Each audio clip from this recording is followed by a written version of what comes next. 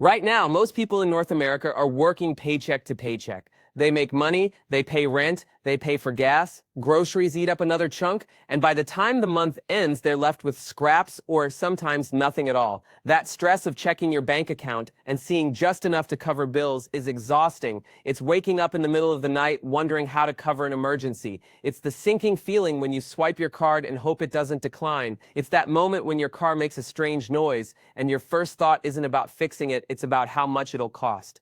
Now imagine the opposite. Imagine looking at your account and knowing you've got a safety cushion. Imagine an unexpected bill showing up and instead of panic, you think, I'll just transfer it from savings. Imagine going to work not because you have to, but because you choose to. That shift, the moment you finally hit your first $100 K, isn't just about numbers. It's about freedom. It's about relief. It's about breathing easier because you know you're not one accident away from financial disaster. But here's the catch. Most people never get there. Why? Because they don't start. They wait until it's the perfect time. They wait until they know every answer. They wait until someone else gives them permission. Picture this. You tell your mom, your dad, or your friends, I'm going to be rich. And what do they say? Be realistic. Get a stable job. Don't waste your time. And if you're not careful, you'll believe them. You'll think maybe they're right. Maybe wealth just isn't for people like you. But here's the truth. The vision you have in your mind, the dream that keeps you awake at night, wasn't given to them. It was given to you. That picture of the life you want isn't random. It's your direction. It's your map. Most people use their imagination the wrong way. They imagine everything that could go wrong. They imagine debt piling up. They imagine being stuck at the same job forever. They imagine that money is always out of reach. And what happens? They live out those images. What if you flipped it? What if instead of imagining your worst fears, you imagined your best possible life? What if you wrote it down, not as a wish, not as a maybe, but in the present tense? I am financially free. I live in a paid-off home in the suburbs of Dallas. I earn $120,000 a year doing work I love. When you write it down, something happens. Writing forces you to think. Thinking creates images, and those images become the blueprint for your future. That's why so many wealthy people talk about vision boards, journaling, affirmations. It's not just motivational fluff, it's mental programming. Your brain literally builds new pathways around the images you hold. And the more clearly you see yourself living the life you want, the more your actions begin to line up with it. Here's where it gets interesting. This isn't just some abstract idea, science backs it. Your brain doesn't always know the difference between what's vividly imagined and what's real. That's why athletes visualize themselves scoring the winning goal or hitting the perfect shot. Their body responds as if it already happened. The same works with money. If you start imagining yourself as someone with savings, investments, and options, your mind begins to act as if it's true. And when your mind believes it, your daily choices start to follow. That's how you begin building momentum toward your first. You don't need to know every step right now. You just need to start. Because once you start, you're already further ahead than most people. And if you stay with me, I'll show you how to take this imagination and turn it into real, measurable money in your account. Ready to see how to use your mind as a wealth-building machine? Most people let their fears run the show. Fear of failure, fear of rejection, fear of looking foolish in front of others. And when it comes to money, those fears are even louder. You might fear asking your boss for a raise. You might fear starting a side hustle because people might laugh. You might fear investing because you don't want to lose a single dollar. But here's the problem. Fear keeps you stuck. Fear locks you into the same cycle you're already in.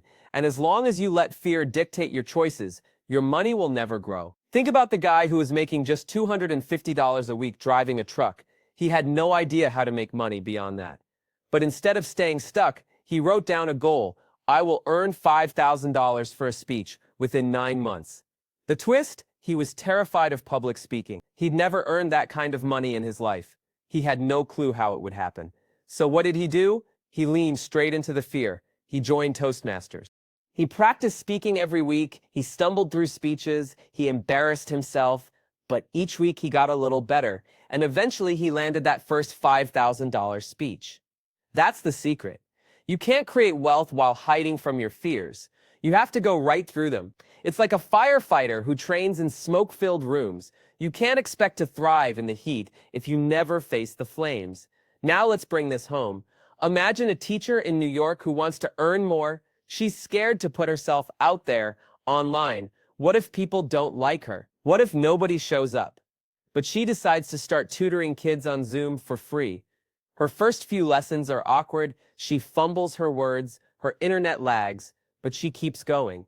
Within months, parents start recommending her. Soon, she's earning an extra 1,000. That's the power of facing fear directly. The same applies to asking for a raise. Most people avoid that conversation for years. They tell themselves, what if my boss says no? But here's the reality. Companies rarely give raises unless you ask. One simple conversation could mean an extra $5,000 a year. That's a huge leap toward your first 100. A lot of people in North America keep their money sitting in a checking account.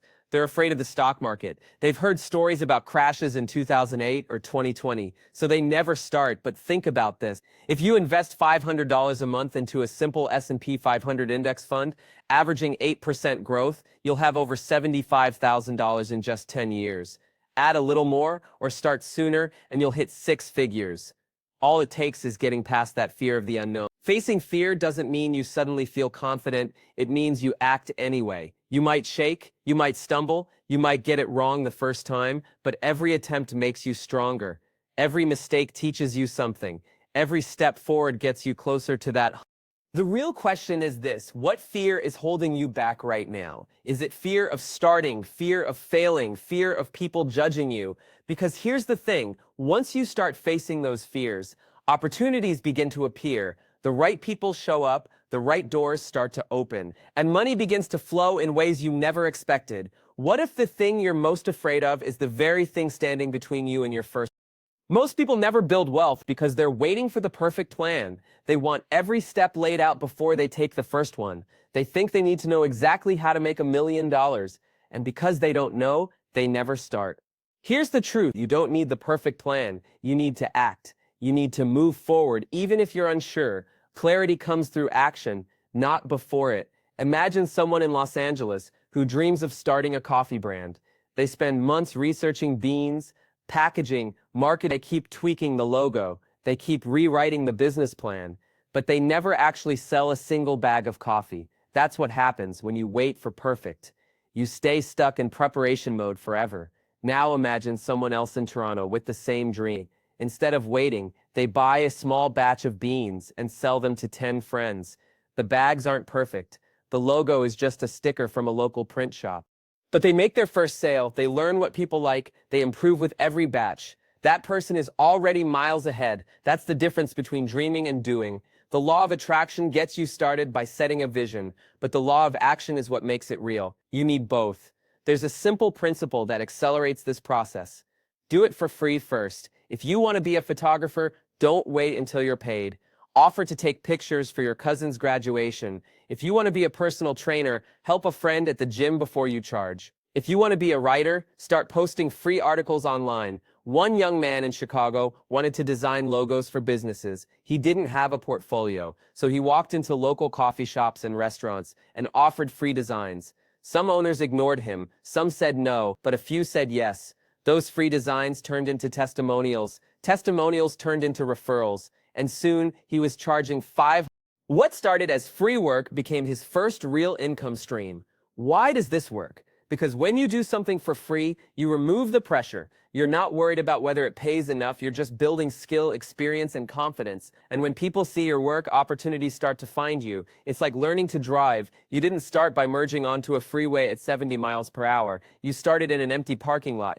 You practiced until you were comfortable. Then you took on more traffic. Money works the same way. Start small. Start simple. Start now. Don't let the idea of the how stop you. You don't have to know exactly how you'll get to a $100 case. You just need to set the direction and take consistent steps. The path will reveal itself as you walk it. So here's the question. If you stopped waiting for the perfect plan and just started, where could you be 9 months from now? Your money will never grow if your mindset is stuck in survival mode. The way you think about money shapes how you treat it, and the way you treat money decides whether it stays with you or runs from you. Here's the mistake most people make. They talk about spending money. Think about what that word really means. Spend, gone, never coming back.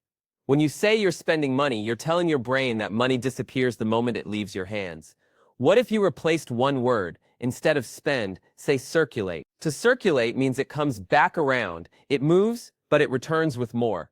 You don't spend on groceries, you circulate money into food that fuels your energy. You don't spend on rent, you circulate money into shelter that gives you safety. You don't spend on education, you circulate money into knowledge that can create more wealth later. That one shift matters, because your brain starts to see money as a partner, not an enemy. Money isn't disappearing, it's flowing, and when it flows, it can flow back. Let's make this real. A family in Texas used to say, "We can't afford it," every time their kids wanted something. One day, the father decided to change the words. Instead of "we can't afford it," he asked, "How can we afford it?" That tiny question opened new conversations. The kids started brainstorming ways to save. The mom started looking for side gigs. Within 2 years, they had built a small savings cushion. Same income, different languages, different results. Words are not just sounds, they are instructions to your brain. If you say, "I'll never be rich," your brain shuts down. If you say, "I'm becoming wealthier every day," your brain looks for proof. It searches for opportunities to match the statement. That's why you need to write your goals in the present tense. Don't write, "I will be debt-free." Write, "I am debt-free." Don't write, "I want to earn 6 figures." Write, "I earn 6 figures." Your brain starts wiring itself to believe it. And when you believe it, you act like it. Think about a young couple in Florida. They were drowning in credit card debt. Every month, they argued about money. They felt hopeless. Then they started rewriting their language. Instead of saying, "We're broke," they said, "We're learning how to manage money." Instead of saying, "We'll never own a home," they wrote down, "We are homeowners." They started making small changes, cooking at home, paying down debt, setting aside 2-3 years later, they closed on their first house. That's the power of shifting your money mindset. It's not about pretending everything is perfect. It's about giving your mind a new story to follow. Ask yourself this: what words are you using about money every day? Are they keeping you stuck, or are they pulling you closer to your goals? Because once you shift your language, you start to shift your reality. And when your reality shifts, you become the kind of person who naturally attracts wealth. So let's talk about the next step: how to actually become that person. Before money can grow in your life, you need to grow into the person who can hold it. Wealth doesn't come to the version of you that doubts, hesitates, and talks about being broke. It comes to the version of you that already believes you're capable of handling it. You become wealthy in your mind before you become wealthy in your account. That's not magic. That's identity. Your actions always follow who you believe you are. Think about professional athletes. Before they step onto the field, they close their eyes. They imagine the game. They see the pass. They feel the swing. Their bodies respond as if it already happened. That's mental rehearsal. You can do the same thing with money. If you want to feel what it's like to have a $100 case, close your eyes. Picture logging into your bank account. See the numbers on the screen. Feel the relief in your chest. Imagine yourself walking into a store without worrying about your card declining. Picture paying your bills on time and still having plenty left over. Your brain doesn't know the difference between what's imagined and what's real. When you rehearse abundance, you install new wiring. Your body even responds with emotions: calm, gratitude, confidence. You begin to live in the state you want before it shows up. There's a young man in Vancouver who dreamed of starting a software company, but he was broke, working at a retail store. Every morning before work, he'd sit quietly for 10 minutes. He'd picture himself leading a team. He'd see his product on laptops across North America. He'd imagine himself speaking at conferences. At first it felt silly, but over time it changed how he carried himself. He stopped slouching. He started networking. He joined local tech meetups. One connection led to another. A year later, he landed funding for his startup. It all began with becoming that person in his mind. You don't need to pretend you're rich. You don't need to buy a fancy car or expensive watch. You just need to step into the mindset of the person you want to be. Start acting like someone who values money. Start speaking like someone who is confident with money. Start moving through the world like someone who has choices. Here's a simple exercise. Tomorrow morning, before you pick up your phone, close your eyes. Ask yourself, how would a wealthy version of me walk today? Would they carry themselves with more confidence? Would they speak with more certainty? Would they treat others with more generosity? Practice being that version of you in small ways throughout the day. It's not about faking it. It's about practicing until your brain accepts it as normal. And once it feels normal, your actions naturally line up.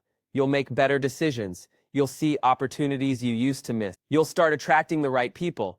The first $100 K isn't just about math. It's about identity. When you become the kind of person who attracts wealth, money starts moving towards you. The real shift happens when you stop asking, how do I get rich? And you start asking, who do I need to become to handle wealth? Because once you start living as that person now, the results can't help but catch up. And once you step into that identity, the next move is learning how to take bold leaps that create unstoppable momentum. Momentum is what separates the dreamers from the doers. It's what turns a vision on paper into money in your bank. And the only way to build momentum is to take the leap before you're ready. Waiting for the perfect conditions is a trap. There will never be a perfect time. There will always be bills. There will always be risk. There will always be a reason to wait. But here's the truth. Action creates clarity. Action builds confidence. Action attracts opportunities. Picture an immigrant family in Houston. They saved every extra dollar for years, working long shifts at restaurants and warehouses. They didn't know everything about running a business. But one day, they decided to open a small taco truck. The first week was messy. Orders got mixed up. The grill broke down. But they kept showing up every single day. Word spread. Lines grew. Within 2 years, they saved enough to buy a second truck. That leap, as imperfect as it was, set them on the road to 6 figures. The first $100 K is built on habits, not luck. Here are the steps that create momentum. Save aggressively, even if it feels small. Cut out the $200 a month and takeout. Redirect it into investments. That alone could grow into thousands over time. Invest early. Don't wait until you feel like an expert. Put money into broad index funds. Let compound growth do the heavy lifting. Build a side income stream. Start with what you know. If you can cook, sell homemade meals to coworkers. If you can write, offer freelance blog posts. If you're good at fixing things, advertise locally. One side hustle can turn into an extra $500 a month. That's $6,000 a year. Multiply that by a few years and your $100 K goal gets closer. Reinvest what you make. Don't spend the first $1,000 you earn from a side hustle on shoes. Put it back into the business. Buy better equipment. Market yourself. The more you reinvest, the faster it grows. Think about a college student in Ohio who started mowing lawns for neighbors. At first, he made $40 here and there. Instead of spending it, he bought better equipment. Soon, he was mowing 30 lawns a week. By graduation, he had $30,000 saved. By his late 20s, he had crossed $100. The path is simple. It's not glamorous, it's not overnight, but it works. Momentum comes from stacking small wins. $1 saved, 1 sale made, 1 skill improved. Every little win pushes you closer to that first 6 figures. The question is not whether you can get there. The question is whether you'll start stacking wins today. Because once momentum builds, it feels unstoppable. And that momentum leads straight to the next key, learning how to let money flow back to you instead of fearing it will leave forever.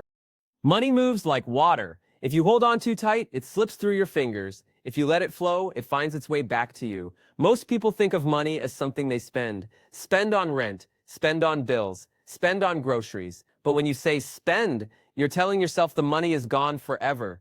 Now try a new word, circulate. When you circulate money, it comes back around. You pay the electric bill, but in return you get light and heat that allow you to live comfortably. You pay for gas, and it carries you to work where you earn more money. You donate to a local shelter, and somehow opportunities show up in your life. A business owner in Atlanta once started giving away 10% of his profits to community programs. At first, it felt like money leaving, but within a year, his business grew faster than ever. Customers noticed his generosity. They chose him over competitors. His giving circulated back into more revenue. That's the law of circulation. Money is energy. It responds to how you treat it. If you treat it like it disappears, it disappears. If you treat it like it flows, it returns. Here's a simple experiment.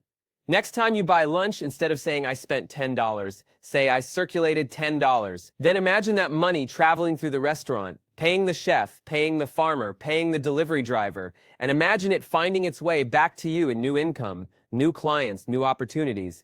That small shift changes how you feel about every transaction. Generosity is part of this flow. You don't have to give away $500,000. You can start with 5. If you have $5 left in your wallet, break it into singles. Walk down the street and give one to 5 different people who need it more than you. You'll notice something. You feel rich, even with less money in your pocket, because you're acting like someone who already has more than enough. A small-town diner in Ohio did this during the winter. Every Friday, they gave free coffee to anyone who came in from the cold. At first, it seemed like a cost, but soon, the diner was packed. Local newspapers covered the story. Customers kept coming back, not just for the coffee, but because they felt good supporting the place. The diner made more money by giving away coffee than they ever did by charging for it. When you live as if you already have abundance, abundance gravitates toward you. You don't have to chase it. You don't have to force it. You just need to keep the flow alive. There are 3 wins to aim for. You win by building security and freedom. Others win by receiving value or generosity from you. And the world wins by becoming better because of your actions. That's how wealth works. It's not about stacking money in a vault and guarding it. It's about creating a flow where everyone benefits. And when everyone wins, the cycle keeps feeding itself. Ask yourself this: where can you start circulating money today? Where can you give a little and trust that it will return multiplied? Because when you start living as if you already have more than enough, money will begin moving toward you. And once you've built the habit of letting money flow, the next step is designing a future so clear that it pulls you forward every single day. Everything you want starts as a picture in your mind. Every home, every business, every invention was once just an idea. Someone thought it, then they spoke it, then they acted on it. That's the usual order. Think, say, do. But there's a faster way. Reverse the process. Do first. Act as if the future you want is already here. If you want to feel abundant, behave like someone abundant. If you want to be fit, act like someone who is already fit. If you want to be wealthy, start moving like someone who has wealth. Imagine a man in Boston with only $5 left in his wallet. He could hold on to it, scared it's the last money he'll see. Or he could change his energy completely. He goes to a coffee shop, breaks the 5 into singles, and gives $1 each to 5 strangers. In that moment, he tells his brain, I have more than enough to share. He trains himself to feel abundant even in scarcity. This is more than positive thinking. It's building evidence for your brain. When you act as if, your brain rewires itself. It starts saying, this is who I am now. And when your identity shifts, your habits shift. Let's make this practical. If you want to be a homeowner in North America, act like one now. Start a separate account for home maintenance. Every month, put $100 into it. It doesn't matter that you don't own a home yet. You're rehearsing the habit of being someone who takes care of property. By the time you buy that house, you'll already know how to manage it. If you want to be an investor, act like one before you have big money. Open a free stock market simulator online. Practice buying and selling index funds. Set up automatic transfers into a brokerage account, even if it's just $20 a week. You're teaching yourself to think like an investor. Your daily actions are like casting votes for the person you want to become. Every time you save, you're voting for the identity of a saver. Every time you invest, you're voting for the identity of an investor. Every time you give, you're voting for the identity of someone abundant. There's a woman in Detroit who wanted to start her own bakery. She didn't wait for the perfect location or a big loan. She started baking cupcakes in her tiny kitchen and giving them away at her church. People loved them. Soon, she was selling at local farmers markets. Within a year, she had her first bakery stall. She acted like a business owner before she was one. When you act as if, the world takes notice. Opportunities open. People respond differently to you. Doors appear that weren't there before. Ask yourself this: what is one small action you can take today to act like the future version of you? Not tomorrow, not someday, today. Because the faster you step into that identity, the faster the results will follow. And when you start living that future now, the real challenge becomes staying consistent, especially when progress feels slow. Consistency is the quiet force behind every financial success story. Not one-time effort, not sudden luck, but daily, repeated actions that stack up over time. Most people underestimate what small, steady progress can do. They expect instant results, and when it doesn't come fast enough, they quit. Think about saving $10 a day. It doesn't feel like much. It feels almost pointless. But $10 a day is $70 a week. That's over $3,600 a year. Invest that money into an index fund, and in 10 years you could have more than $50,000. That's half your first $100K from nothing more than the price of lunch. In Seattle, there was a young barista making barely above minimum wage. She decided to save $10 every day from tips. At first, it was hard. She felt like she was missing out on dinners with friends, but she stayed consistent. She automated small investments into a low-cost ETF. 5 years later, she had over $20,000 invested. Not because she made a six-figure salary, but because she was consistent. Consistency also applies to mindset. Telling yourself, "I'll never be rich," every day keeps you locked in struggle. Telling yourself, "I'm on my way to wealth," every morning plants a seed, and when you water that seed daily, it grows. Here's a simple routine. Before bed, say something good will happen to me tomorrow.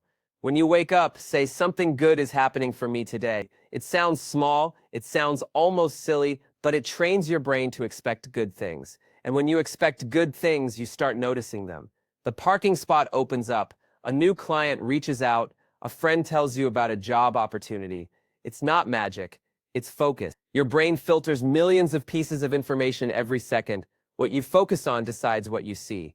If you expect struggle, you'll see problems. If you expect opportunity, you'll see solutions. Here's the hard part: staying consistent when progress feels invisible. There will be days when you save and invest, and your account balance barely moves. There will be weeks when you feel like nothing is changing. That's where most people give up. But consistency isn't about the results you see today. It's about the foundation you're laying for tomorrow. The first $100 K takes time. It's not built in weeks, it's built in years. And every consistent step makes the next step easier. Think of it like pushing a heavy shopping cart at Costco. The first push is tough. It feels like it won't move. But once it's rolling, it almost glides. That's what momentum feels like after consistency. So here's the question: will you keep showing up on the days when it feels slow? Will you trust the process even when the progress is invisible? Because if you do, you'll eventually look back and realize you've crossed the line. The first $100 K will no longer be a dream, it will be your reality, and once you know how to get there, the next step is to follow a clear playbook, a roadmap you can repeat and scale for the rest of your life. If you want to reach your first $100 Ks, you need a clear playbook, not a vague dream, not a random plan, a roadmap you can actually follow. Here's a simple 5-step path. Step 1. Write down your wealth vision. Be specific. Say it in the present tense. I have $100,000 invested. I am debt-free. I own a duplex that pays me rental income. When you see it on paper, it becomes real. Step 2. Build one high-value skill. Money flows to skills that solve problems. Copywriting, coding, digital marketing, sales, project management. Pick one and go deep. A focused skill is more powerful than being average at everything. Step 3. Create and test a side income stream. Don't wait for a perfect business idea. Start small. Sell on Etsy. Offer tutoring online. Deliver groceries on weekends. Teach guitar lessons in your neighborhood. Your first $100 proves you can create money outside your paycheck. Step 4. Save and invest consistently. Open a high-yield savings account. Start a Roth IRA or TFSA if you're in Canada. Automate contributions every payday. Even if it's $50, the habit is more important than the amount. Over time, compound growth multiplies it. Step 5. Reinvest and circulate. When your side hustle makes money, put it back into growth. Buy better tools, run ads, expand your reach. At the same time, practice generosity. Give a portion away. When you circulate money, it doesn't leave you. It comes back multiplied. Here's a real example. A couple in Toronto wanted to hit $100 K. They both worked regular jobs. On weekends, they started renting out their basement on Airbnb. The income covered their mortgage. They saved their full paychecks. They invested in index funds every month. In 5 years, they crossed the 100, not by winning the lottery, not by some secret trick, but by following the playbook. You can do the same. Here's a breakdown. If you save $800 a month, you'll have nearly $50,000 in 5 years. If you invest that same amount in an index fund at 8% growth, you'll have over $60,000. Keep going 2 more years and you're at $100,000. It's math, it's discipline, it's consistency. But the playbook is more than numbers. It's about who you're becoming. Someone who writes down goals, someone who builds skills, someone who takes action even when scared, someone who saves and invests with intention, someone who gives back and trusts the flow. That's the person who hits their first $100 K. That's the person who keeps going and builds real wealth. Now let's tie it all together with the lessons that matter most, the lessons you can carry with you for life. Wealth is not just about money. It starts in your mind long before it shows up in your bank account. If you don't believe you can handle a $100K, you'll push it away. If you believe you're ready, you'll start making choices that bring it closer. The first $100K changes everything. It gives you breathing room. It gives you confidence. It proves that you can build wealth, not just dream about it. But here's what matters most. It's not the $100K itself, it's the habits and mindset you build on the way there. Those are the tools you'll use for the rest of your life. 4 lessons stand out. First, see yourself as wealthy now. Write your goals in the present tense. Speak as if you already are the person you want to be. When you change your language, you change your direction. Second, face your fears head on. Don't wait until you feel confident. Act even when you're nervous. Confidence grows after action, not before it. Third, act before you feel ready. Stop waiting for the perfect plan. Start with what you have. Learn along the way. Small actions create momentum. Fourth, circulate money. Don't treat money as something that disappears. Let it flow. Save it. Invest it. Give some away. When you circulate money, it multiplies. The passive path is about building wealth in a way that feels real and sustainable. Not overnight, not based on luck, but step by step, dollar by dollar, habit by habit. Ask yourself right now, what is the first milestone you want to hit? Is it saving your first? Is it paying off a credit card? Is it reaching that first 100? And once you cross that first 100 essay, you'll see money differently forever. Stay consistent. Stay focused. If you got value from this, hit like, subscribe to the channel, and drop a comment sharing your first big financial milestone goal. And keep walking the passive path. I'll see you in the next video.